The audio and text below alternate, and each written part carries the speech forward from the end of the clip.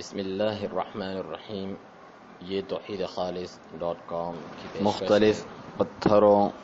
اور دیگر چیزوں میں بلا ثبوت تاثیر کا عقیدہ رکھنا اور ان سے تبرک لینا۔ سیدنا عمر بن الخطاب رضی اللہ عنہ حجر اسود کے متعلق فرماتے ہیں، حالانکہ اس کے فضائل صحیح احادیث سے ثابت ہیں، پھر بھی اصلاح عقیدہ کے لیے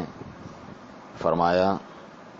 جیسا کہ صحیح بخاری اور مسلم کی روایت ہے،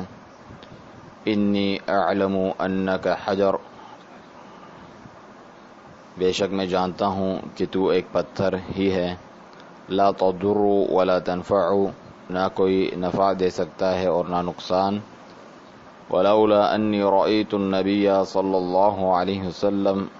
اقبلک ما قبلتک، اگر میں نے نبی کریم صلی اللہ علیہ وسلم کو تجھے چومتے ہوئے نہ دیکھا ہوتا تو میں تجھے کبھی نہ چومتا۔